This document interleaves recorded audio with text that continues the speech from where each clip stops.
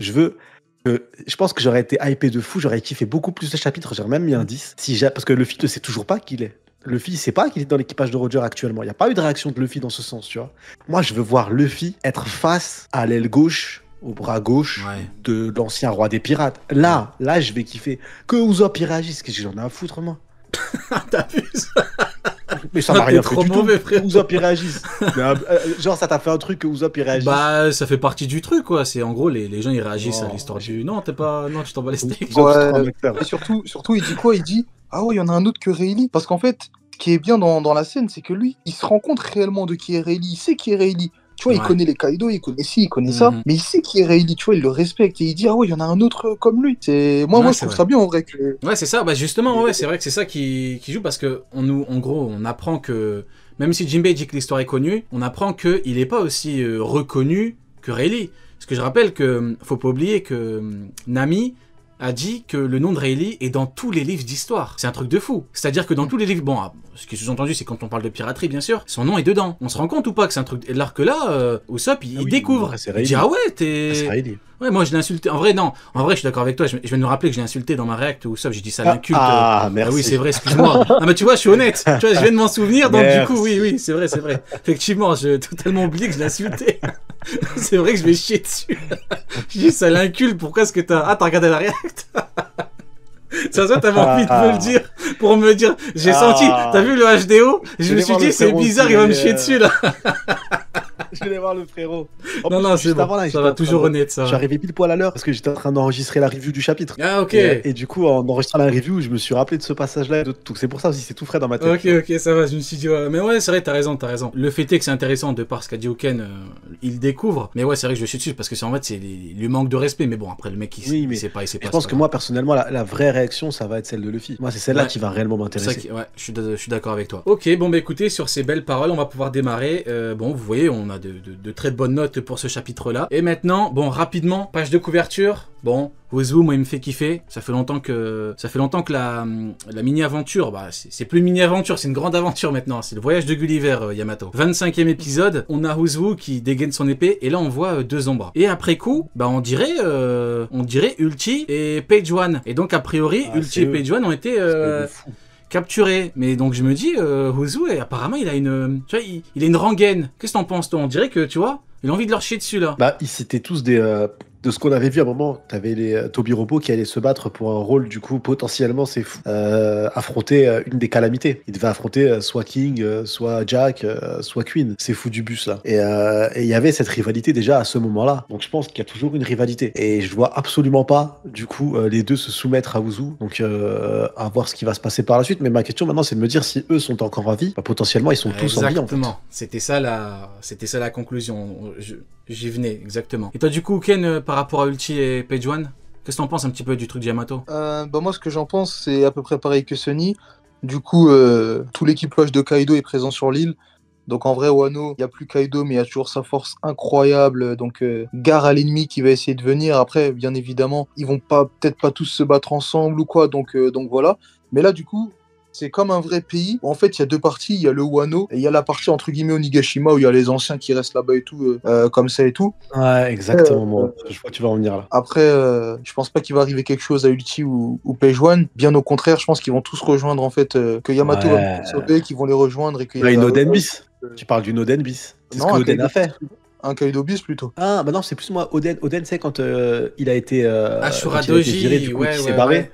Il est parti et il a rassemblé du coup les plus gros criminels dans le patelin et il est devenu du coup le daimyo de ce patelin éclaté. Et moi, j'ai pensé à ça. Je me suis dit, est-ce qu'elle va réussir à faire une Oden bis, à rassembler du coup tous. Ok.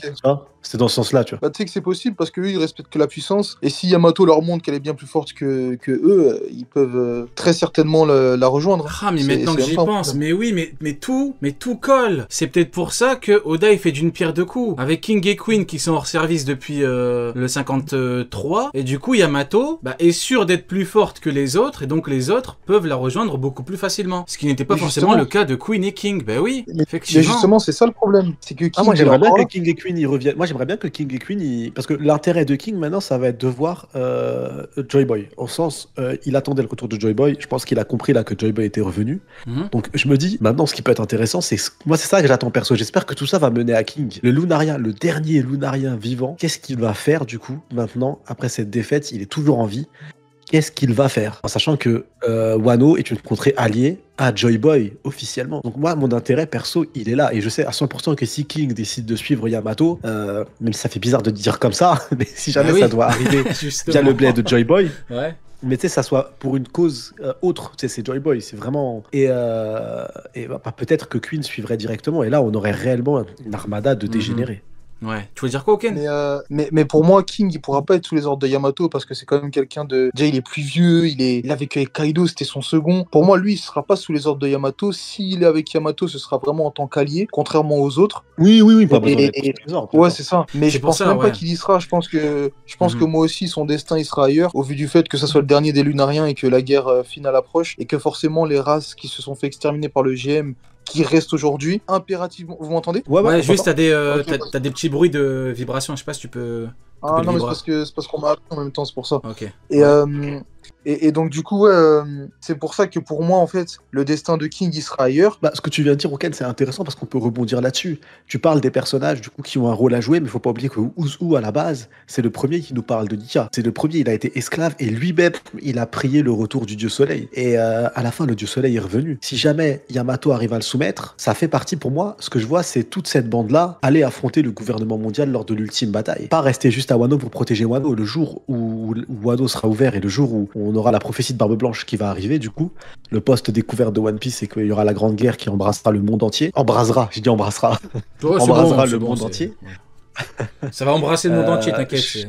Missionnaire de l'amour, on est dans le thème, t'inquiète frérot, c'est ce chapitre-là. Quand ils vont galoche le monde entier là, et bah à ce moment-là, je les vois aller combattre. Je sais pas pourquoi. Moi, je vois cette armada de fous débarquer. Et là, tu te dis, ah ouais, aller à Wano ou affronter même Wano quand ils vont débarquer avec du lourd.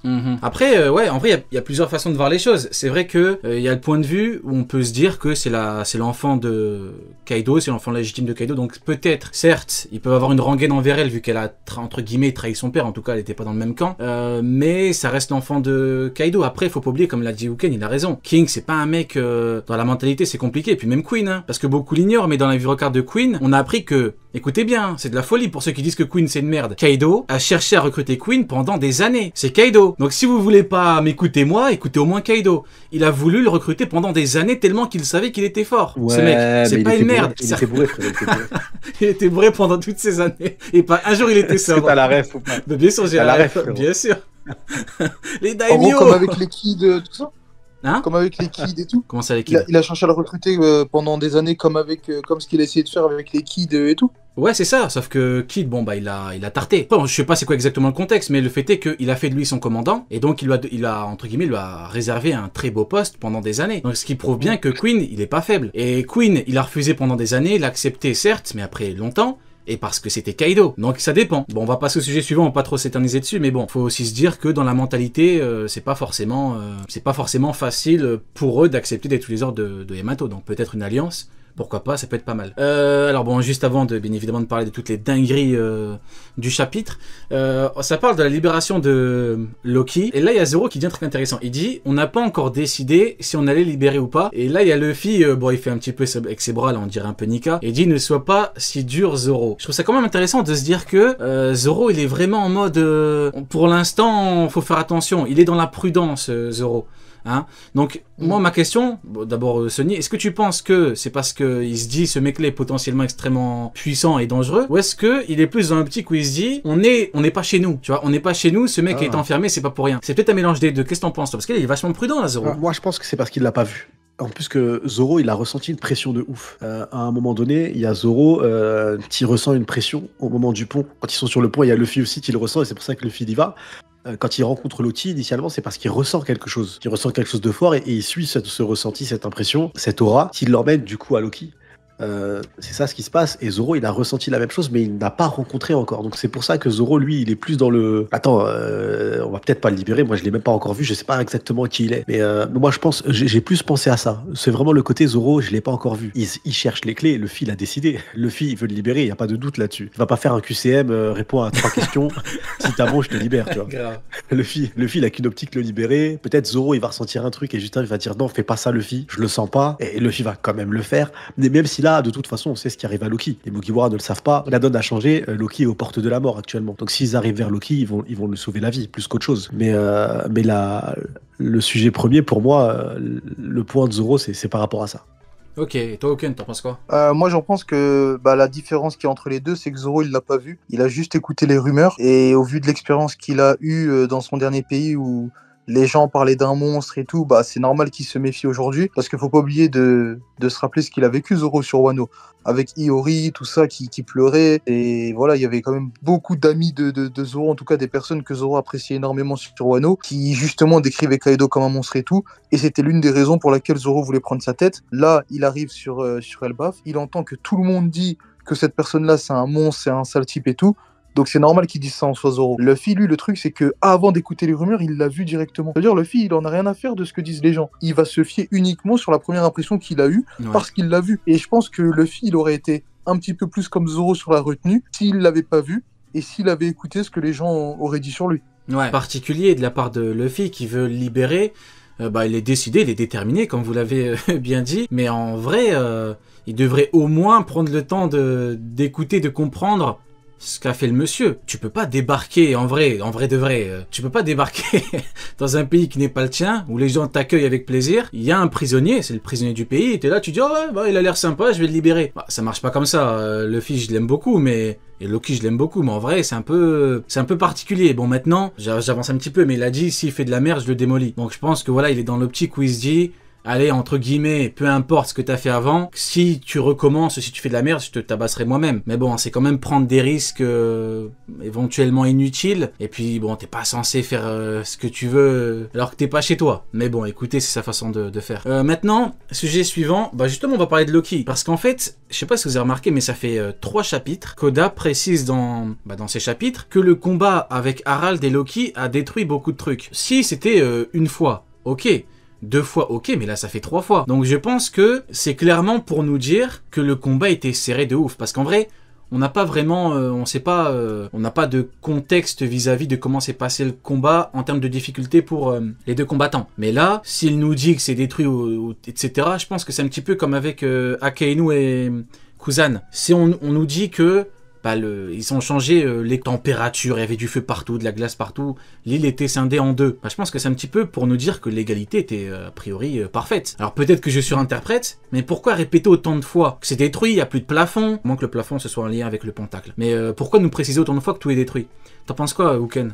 Moi, j'en pense que c'est pas tant pour dire ça, mais c'est plus pour dire que Loki, c'est un destructeur. Tout est lié depuis le début d'Elbaf à la destruction par rapport à Loki. Quand les géants parlent de lui, ils parlent de ça aussi. Gaban, quand il parle de lui, il parle aussi de destruction ou de dommages qui pourraient être causés éventuellement par Loki. Donc moi, je pense que c'est vraiment pour accentuer le fait que Loki, il peut... Même si c'est peut-être pas le cas. Non, mais c'est intéressant, mais justement, est-ce que tu penses qu'il a tarté son daron ou tu penses que ça s'est passé comment du coup? En fait, oui, il l'a fait. Mais en mode, quand je dis c'est peut-être pas le cas, pour moi, Loki, c'est pas le mec dont parlent les géants. Pour moi, il est pas méchant et tout. Pour moi, le méchant, en tout cas, dans cette histoire-là, c'est pas lui. Mais ça reste un mec qui peut quand même faire des dégâts monstrueux et il les a fait. Après, il les a pas fait pour les mêmes raisons que les gens pensent pour moi, mais il les a quand même fait et les gens, en fait, c'est ce qu'ils retiennent. Pareil, ça a été dit la même chose de quand il est parti dans le Nouveau Monde. On te dit qu'il se met le chaos et tout sur les mers. Donc, en fait, Loki, il a toujours été connu comme un destructeur et pour moi, c'est pour accentuer ce point-là. Parce qu'en fait, de mon point de vue, ce qui est intéressant, c'est qu'on peut éventuellement se situer vis-à-vis de la puissance des uns et des autres à ce moment-là. C'est-à-dire que, bon, on prend l'exemple Kaido contre Luffy, par exemple. Au début de Wano, il est tellement plus fort que lui, il lui met un coup de kanabo, il le couche, c'est bon, il n'a pas eu besoin de détruire tout Wano, parce qu'il est beaucoup plus fort. Là, a priori, Oda, il force bien pour nous dire que c'est compliqué. Donc, écoute, peut-être que c'est en lien avec ses caractéristiques. Il détruit tout. En vrai, pourquoi tout détruire si... Enfin, concentre-toi sur le mec en face de toi, quoi. C'est quoi l'intérêt de tout détruire si tu peux le fumer rapidement? Moi, je pense que c'est pour nous dire aussi, il faut pas sous-estimer Harald. Si c'était le roi des géants, bah, c'est qu'il était considéré comme le géant le plus fort. D'ailleurs, on nous dit bien que c'est un grand guerrier qui peut éventuellement faire référence au grand pirate, etc. Bon, peu importe. En tout cas, on nous dit bien. Et puis, Aishrodin dit, je veux être le plus fort pour être le roi. Donc, je pense que Loki, ce qui a vraiment fait qu'il a surpassé son daron, qu'il avait un niveau totalement différent, c'est le fruit. Le fruit légendaire, c'est ça qui lui a permis d'atteindre notre dimension. T'en penses quoi, toi, Sony? Moi, même perso, j'ai une vision un peu différente. Je pense que oui, c'est un monstre là-dessus, j'ai rien à dire. Mais j'ai l'impression qu'en fait, on essaye de nous faire passer un message et que le combat était bestial. Tu vois, plus dans ce sens-là. Le combat, c'était un combat animal. Et ce qui me va dans ce sens-là, c'est de me dire, il y a 3 griffes à un moment. Il y a une griffure au niveau du mur. Est-ce que du coup, c'est le fruit de Loki qui l'a bouffé, qui l'a transformé en animal et on rentre dans ce côté très bestial. Mais j'ai vraiment le sentiment qu'on essaye de nous faire comprendre que ça a été un combat de chiffonnier qui s'est battu contre une bête sauvage, qui a eu un combat avec une bête sauvage, parce que des affrontements dans One Piece, on en a déjà eu. Des affrontements avec des puissances animales, des puissances de fou, on en a déjà eu. Mais là, on est plus dans un côté où tout est détruit, tout est ravagé, où t'as l'impression que c'est un animal qui s'est battu. C'est un animal sauvage qui s'est battu. Et qu'ils ont essayé de stopper un animal sauvage. Et j'ai l'impression que dans le dessin, Oda veut faire passer ce message pour que quand on est à la révélation, ça nous semble évident. On se dit, ah oui, c'était animal, c'était... grâce peut-être au fruit du démon de Loki, si c'est bien Loki, ou peut-être on s'est fait avoir, il s'est passé quelque chose qu'on ne sait pas. Moi je pense un peu comme vous les refs que ce qui s'est réellement passé avec Loki c'est du pipeau et qu'il y a eu autre chose. Est-ce qu'on va rentrer dans un fruit du démon mythologique de fou avec le Ragnarok et avec le loup à la fin qui débarque? Est-ce que cette transformation est assujettie à ce fruit du démon? À voir. Fenrir, je vois dans le chat écrit Fenrir, à voir où ça va nous mener, mais moi j'ai vraiment cette impression là de plus dans Chara Design que Oda veut nous faire passer un message parce qu'il est capable de nous faire passer un message véhiculé qu'il y a eu un affrontement très puissant sans avoir besoin de tout péter comme ça, tu vois. Donc j'ai le sentiment que c'est plus pour nous faire passer un message. La trace est particulière. C'est pas, on la retrouve pas ailleurs, la trace. Donc on dirait vraiment des coups de griffe en fait, un petit peu ce que Barbe Noire avait fait à Shanks à l'époque. Tu vois les 3 cicatrices. C'est vrai que c'est particulier, ouais c'est vrai. Ah ouais, peut-être que c'est un... Ouais, Zoan, Fenrir ça dit encore. Ouais, j'y crois. Ouais, je suis toujours pas dans le train de Fenrir moi frérot, je sais pas pour vous hein. Ouais, mais moi je suis toujours pas dans le train. Mais... Est-ce que t'as pas cette impression que il y a eu un animal, une bête sauvage qui s'étape ici? T'as pas cette impression-là? Après, comme l'a dit Oken, c'est vrai que c'est un destructeur. C'est vrai qu'il est présenté, décrit comme étant un destructeur. Maintenant, on reste à voir ce que ça veut dire. Il est spécial de toute façon, Loki, rappelez-vous. Ouais.